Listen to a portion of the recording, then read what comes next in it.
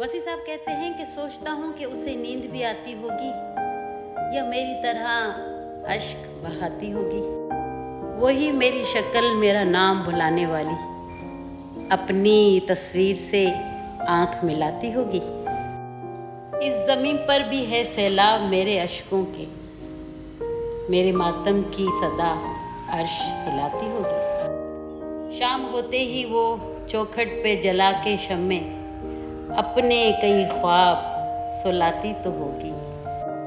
उसने सिलवा लिए भी होंगे स्याह रंग लिबास, उसने सिलवा भी लिए होंगे स्याह रंग लिबास, अब मुहर्रम की तरह ईद मनाती होगी। मेरे तारीख ज़मानों से निकलने वाली रोशनी तुझको मेरी याद दिलाती तो होगी। रूप देखकर मुझको किसी